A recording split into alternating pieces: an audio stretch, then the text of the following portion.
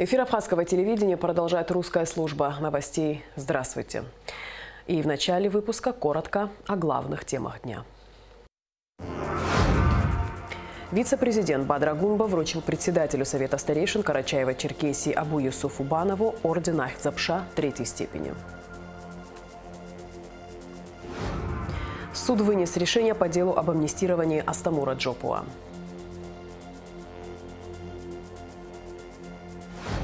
В Сухуми прошел круглый стол, посвященный началу Отечественной войны народа Абхазии. В Новом Афоне на сегодняшний день стопроцентная загрузка отелей. Какие впечатления от отдыха у туристов и можно ли говорить об удачном сезоне? Вице-президент Бадыр Агунба вручил председателю Совета старейшин Карачаева-Черкесии Абу Юсуфу Банову высшую государственную награду республики орден Ахтзапша третьей степени, которым он награжден за заслуги в период Отечественной войны народа Абхазии, вклад в укрепление дружественных отношений между Абхазией и КЧР и активную общественную деятельность. Во встрече также принял участие председатель Совета старейшин Абхазии Аполлон Дума. Абу Юсуф Шахимович с начала грузино-абхазской войны принимал самое активное участие в отборе добровольцев и их подготовке, а затем направлении в Абхазию. Сопровождая добровольцев, он 9 раз переходил российско-абхазскую границу по горным тропам через перевал Дамхурц. При его непосредственном участии в ауле Хабез была подготовлена база по размещению прибывающих добровольцев. С аула Хабез в Абхазию доставляли продукты питания, перевязочные материалы, а обратно вывозили беженцев с блокадного города Тхуарчал, раненых и тела погибших бойцов. После окончания войны Абу Юсуф Банов с помощью своих друзей и близких организовывал сбор и доставку более 260 тонн различных продуктов питания в Абхазию. 35 выпускников школ Абхазии по его личной просьбе были приняты в различные вузы КЧР, КБР, Адыгеи. Вся его деятельность направлена на сближение братских народов КЧР и Абхазии. Абу Юсуф Банов – кавалер ордена Леона. В настоящее время является председателем Карачаево-Черкесской региональной общественной организации «Совет старейшин черкесского народа». Хочу еще раз поблагодарить вас за вашу поддержку республики, нашей республики в самый тяжелый период, в период Отечественной войны народа Абхазии. Вы всячески были рядом с народом Абхазии, поддерживали. И до сегодняшнего дня мы, конечно же, эту поддержку чувствуем. Высшее руководство страны, Аслан Георгиевич Жаня, подписал указ о награждении вас орденом Ахтзапша третьей степени. И, конечно же, пользуясь случаем, хочу вас также поздравить, поблагодарить вас за вашу деятельность. Я уверен, что эти братские отношения только будут прирастаться на благо народов и России, и Абхазии. Спасибо вам большое за ваш вклад. Я хочу поблагодарить всех, которые посчитали маленький, незаметный самому этот вклад, так высоко вы оценили. Вам спасибо огромное. Спасибо Совету старейшин Аполлону Несторовичу и всем тем людям, которые ходили вот это. Я даже не знал. Когда мне позвонили, мне даже было как-то неудобно или, как говорится, испугался. Так получилось. Это вам спасибо. Спасибо руководству государства, признанного сегодня, пусть так, любимого моего. Абхазии моя, очень люблю эту страну, этих людей, это мои братья, сестры. Поэтому я не считаю, что я что-то сделал. Это я себе сделал, никому, если что-то получилось. В дальнейшем, конечно, мы сегодня встретились, поговорили, что планы свои в дальнейшем и общения для того, чтобы принести пользу и там, и здесь, для молодежи, для всего этого. Поэтому я вам благодарен за все. Будем встречаться, Совет старейшин Карачаево-Черкесии и Абхазии вместе с молодежью и будем выстраивать новые отношения. Я лично очень рад, Абу, дорогой мой, от души поздравляю, здоровья, счастья на благо наших народов. Программу экономического развития Абхазии и обеспеченности республики необходимыми ресурсами для ее реализации за счет бюджетного и банковского потенциала обсудил премьер-министр Александр Анкваб с вице-премьерами Кристиной Узган и Владимиром Делба, а также председателем Национального банка Бесланом Барателли. Об этом сообщает пресс-служба Кабмина. Речь шла об исполнении плана мероприятий по устранению нарушений по итогам проведенной в 2021 году федеральным казначейством проверки использования средств российской финансовой помощи за период с 2019 по 2020 годы и первое полугодие 2021 года. Кроме того, в правительстве обсудили инвентаризацию численности работников бюджетной сферы и подготовку дорожной карты поэтапной оптимизации численности бюджетной сети, а также ход реализации текущей инвестпрограммы. Суд вынес решение по делу об амнистировании Астамура Джопуа. Осужденному в амнистии отказано. Ранее сторона обвинения МВД Республики предоставила суду документы о том, что Министерство внутренних дел не располагает сведениями об участии Астамура Джопуа в военной операции по освобождению Кадорского ущелья в 2008 году. Именно заявление об участии Джопуа в освобождении Кадорского ущелья, ранее предоставленное адвокатами осужденного, стало поводом для запроса об амнистировании со стороны Джопуа. О том, как проходило рассмотрение дела, в репортаже Рады Чачава. Астамур Джопуа отбывает 20-летний срок в исправительной колонии строгого режима за преступление, некогда потрясшее всю страну – изнасилование несовершеннолетней.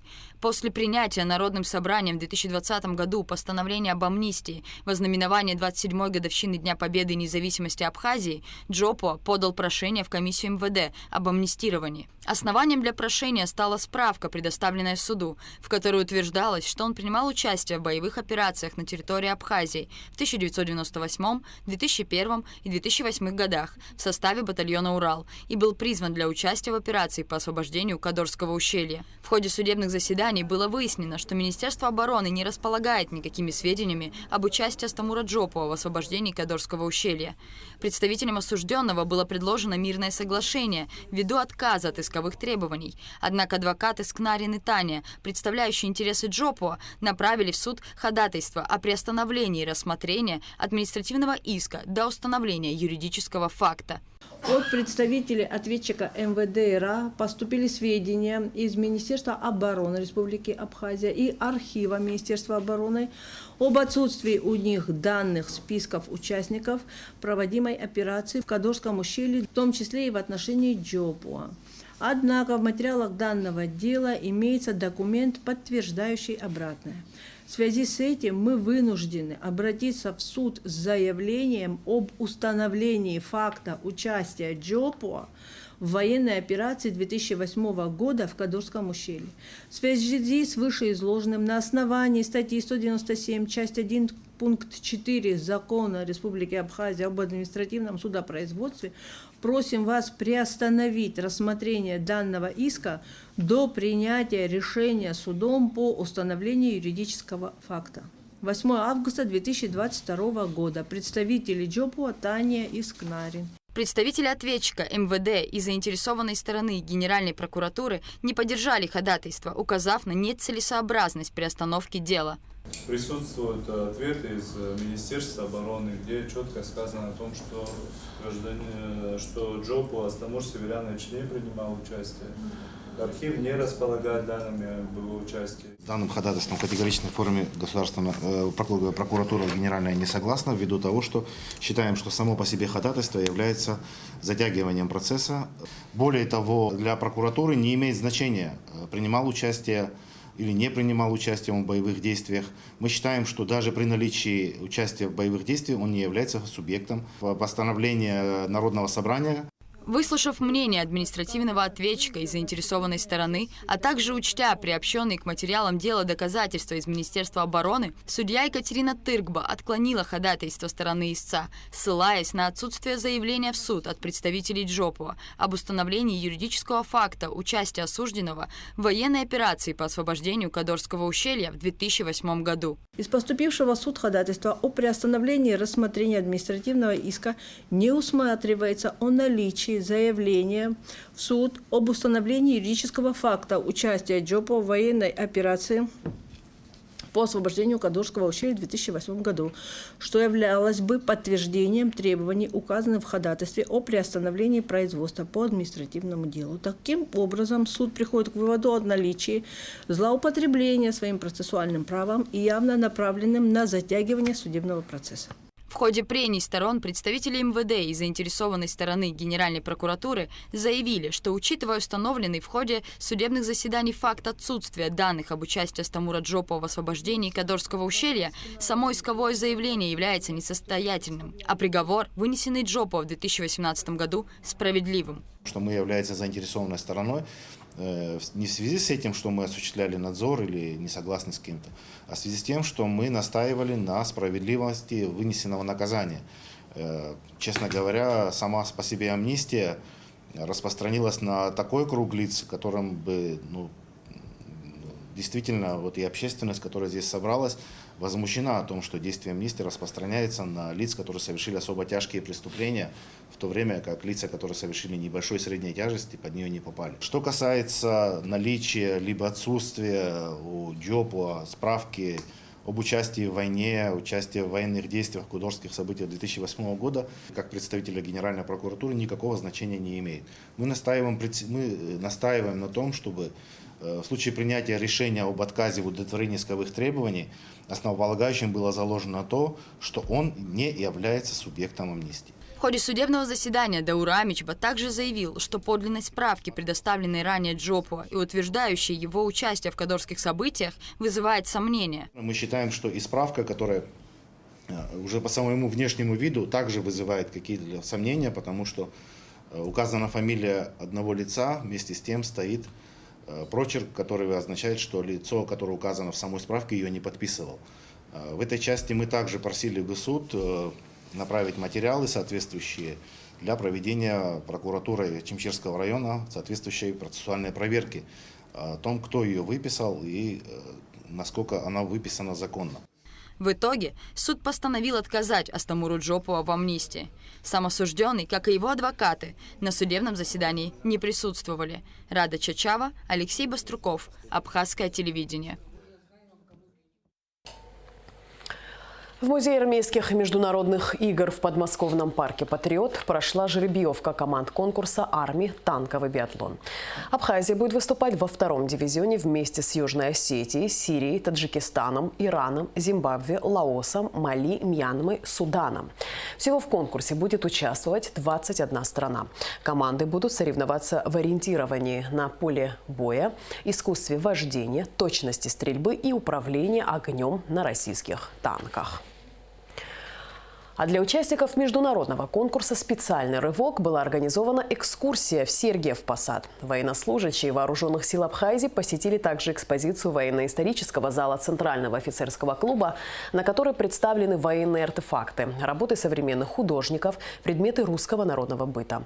Завершилось мероприятие концертом коллективов участников международных армейских игр. На сцене Центрального офицерского клуба выступили ансамбли песни и пляски из Абхазии, Вьетнама, Армении, Камеруна. Международный этап конкурса «Специальный рывок» пройдет с 17 по 26 августа. С 1 по 8 августа в республике выявлено 312 случаев заражения коронавирусной инфекцией COVID-19, сообщает пресс-служба Минздрава. На стационарном лечении в Гудаутской ЦРБ находится 23 пациента. Музей боевой славы имени Ардзенба прошел круглый стол, организованный Центром стратегических исследований при президенте республики. Встреча была посвящена началу Отечественной войны народа Абхазии. Все подробности в репортаже Эсмы Гуладзе. Что предшествовало Отечественной войне народа Абхазии? Как общество сумело консолидироваться накануне конфликта? Каковы были начальные этапы организации обороны? В чем заключались поддержка со стороны народов Северного Кавказа и действия диаспоры? Эти и другие темы обсуждались на круглом столе, посвященном началу Отечественной войны народа Абхазии. На нашей встрече присутствуют люди, которые принимали непосредственное участие и самое активное участие во всех событиях, имевших место накануне войны и в ее ходе. Мы услышим ценнейшие свидетельства очевидцев и участников тех судьбоносных событий, итогом деятельности которых стала победа нашего народа в этой тяжелейшей войне и как результат воссоздания независимого абхазского государства. Победа народа Абхазии была бы невозможна без сплочения всего народа, без умелого и решительного руководства ее выдающегося лидера Владислава Арзенба, без самоотверженности бойцов абхазской армии, не щадивших жизни в борьбе за свободу страны, без бескорыстной помощи братских народов Северного Кавказа, адыгов, абазин, чеченцев, осетин, дагестанцев, поддержки абхазской, черкесской диаспоры во всем мире, без помощи добровольцев из России, Приднестровья, Южной Осетии. Все эти усилия слились в единый кулак, который в конце концов отбросил врага за пределы священной территории Абхазии с тем, чтобы никогда больше не возвращаться. Депутат парламента Леонид Лакербай рассказал о событиях, предшествовавших войне, и отметил переломные этапы национально-освободительной борьбы абхазского народа. Другим событием важным я бы отметил тот сход, который имел место 18 марта 1989 года, Лыхненская так называемая сход, который принял обращение. Абхазия должна быть самостоятельной республикой. А 9 апреля 1989 года, значит, в Тбилиси прошел митинг. Главная цель этого митинга была фактически ликвидация абхазской автономии. И вот показательно то, что говорил Звят Гамсахурдия, что абхазской нации вообще не существует, что мы поможем им самоопределиться на родине, на Северном Кавказе, туда, откуда они пришли. То есть идеи Ингороква в новом освещении были преподнесены господином Гамсахурдия. Одним из значимых событий национально-освободительной борьбы стало создание Народного форума Айтгалара. Организация объединила практически все народы, жившие в Абхазии, а также все общественно-политические организации, кроме грузинских. Создание Айтгалара – это был процесс, который в период, когда началась вот эта перестройка, и появились новые надежды на справедливое решение вопросов национальных наших, которых в течение многих лет стояли перед нашим обществом. Вот эта организация – итог длительной вот этой борьбы всего абхазского народа, многих поколений. О планомерной антиабхазской политике со стороны Грузии рассказал общественный и политический деятель Сократ Джинджолия. Почему им нужно было начать войну? Вы помните отношения наши с грузинами в течение многих веков. Они складывались по-разному, тут историки знают, лучше меня могут сказать. Но все вело к тому, что наше присутствие на нашей земле, Абхазии, для них было большим несчастьем. Они хотели освободить эту землю от абхазов. Делали все для того, чтобы, вспомните, даже вот период, который близок к нам, Советскому Союзу. В 1921 году СССР Абхазия была, в 1921 году. Через месяц буквально она стала договорной в составе Грузии. Какие-то права остались там. В 1931 году, через 10 лет, Абхазию вообще лишили всяких этих прав и сделали автономной республикой. Это единственный народ, единственная республика, статус которой постоянно понижался. О попытках грузинизации Абхазии рассказал общественный и политический деятель Натейла Акаба. И я работала в Абхазском государственном университете, преподавала всеобщую историю. И там было 3 сектора, наверное, вот многие люди знают, русский, абхазский и грузинский. И вдруг грузины, когда эти начались такие антиабхазские у них настроения, они потребовали, чтобы создали грузинский университет в Сухуме. И они обратились к властям грузинским, и они согласились. И решили открыть в Абхазии филиал Тбилисского государственного университета. И очень это нас тревожило, потому что, как вы, наверное, многие знаете, тогда уже давно был открыт, еще в 1952 году, Грузинский институт субтропического хозяйства. Это то, в помещении которого сейчас находится Абхазский университет. И это привело к тому, что в Грузию, в смысле из Грузии в Абхазию переехали более 4000 человек. На встрече выступали и другие общественные и политические деятели, непосредственные участники и свидетели событий, предшествовавших войне. Эсма Гуланзе, Алексей Баструков, Камила Джопо, Абхазское телевидение.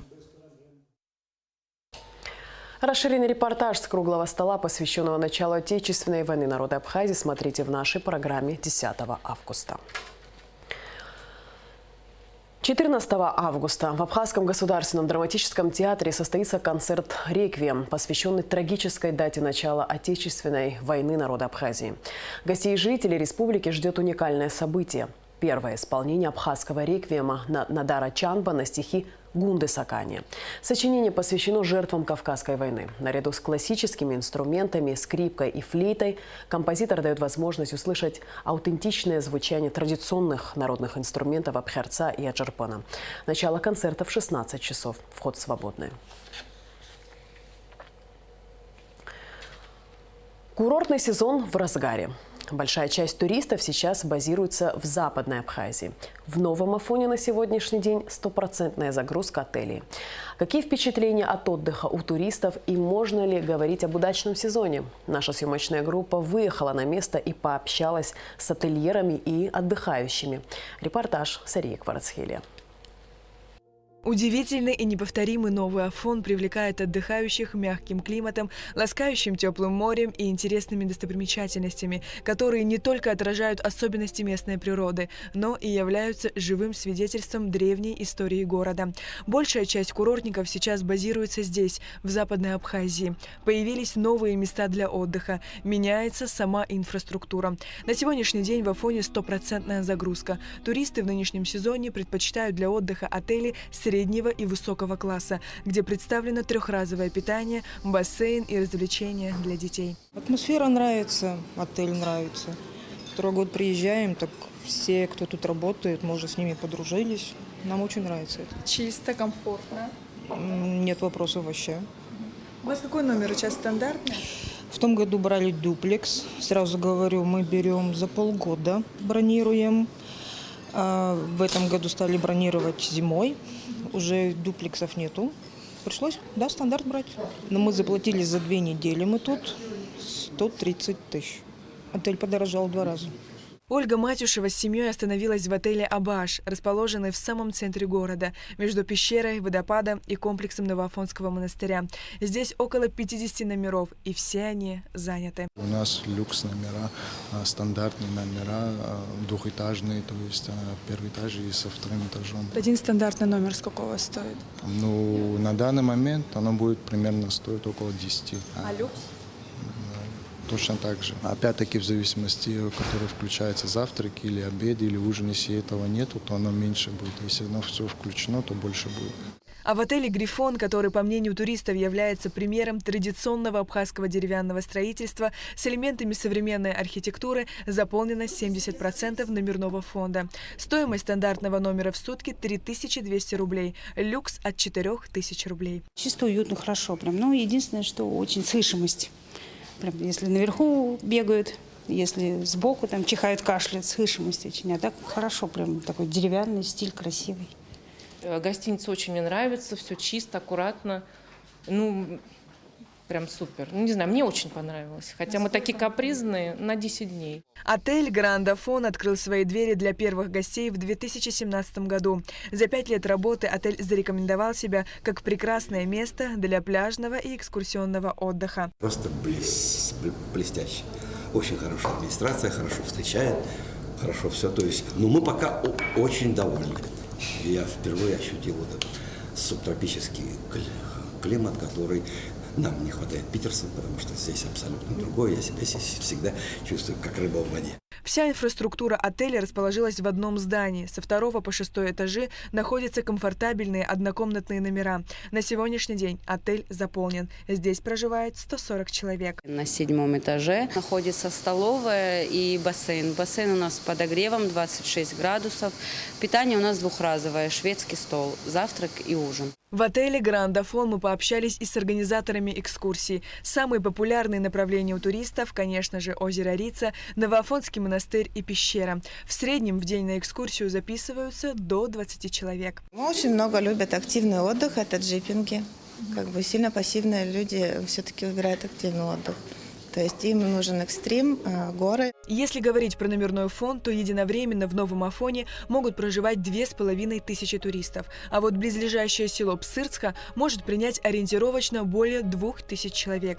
Что касается безопасности, как и во всех районах, так и в Афоне сотрудники правоохранительных органов работают в усиленном режиме. На данный момент план налоговых платежей выполнен на 100%. Если брать, допустим, по сегодняшний день, то предельно хорошо, наверное, идет поступление налогов. В целом по району на данный момент, наверное, порядка 150% исполнения бюджета. Но это вот как бы на начало августа. Ну, еще у нас 2 месяца порядка, там август-сентябрь рабочих. Я думаю, в этом отношении еще будет у нас прибавление в бюджет. Знаменитая на весь мир Новоафонская пещера – один из самых посещаемых объектов в республике. У кассы скапливаются очереди. Все спешат поскорее приобрести билеты и попасть в таинственную карстовую полость. Это что-то потрясающее. Эти залы, вот эти вот натечности, подсветка замечательная, то есть там воображение, если разыгрывается, то можно увидеть целый спектакль. За этот период пещеру посетили 221 тысяча человек. По сравнению с аналогичным периодом прошлого года на 47 тысяч меньше. В прошлом году на сегодняшний день 133 миллиона с небольшим там хвостиком, а сегодня 148. У нас идет опережение по деньгам ввиду того, что с мая месяца у нас было поднятие цены. Если говорить о том, повлияло ли поднятие цены на посещение, судя по анализу, можно сказать нет, потому что до мая месяца у нас был провал по посещаемости. А после мая начала как бы выравниваться ситуация. Экскурсии в Новоафонскую пещеру комфортны и безопасны. Стоят они 700 рублей. Людей в подземный мир доставляют на электропоезде. 3 минуты езды, и перед взорами туристов открывается таинственный и прекрасный мир подземного царства. Внутри пещеры все перила заменены на нержавеющую сталь. Касаемое подвижного состава, сам подвижной состав у нас в хорошем состоянии, но касаемое самой железной дороги, верхнего и нижнего, как бы там он классифицируется по 2 группам, и рельсы, и крепления, надо сделать заново. По окончанию туристического сезона здесь планируется завершить все работы по реставрации фасада. Проект и смета уже подготовлены. Сария Кварацхеля, Раму Камки, Абхазское телевидение.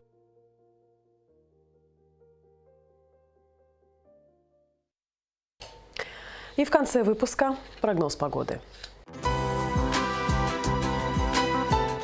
По сообщению Гидрометцентра, в среду 10 августа на территории Абхазии ожидается переменная облачность, ночью и утром без осадков.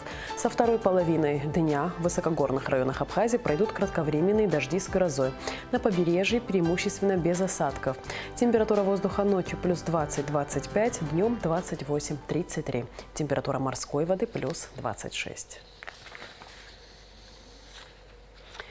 На этом наш выпуск завершен. Я с вами прощаюсь. Абхазское телевидение продолжает свою работу.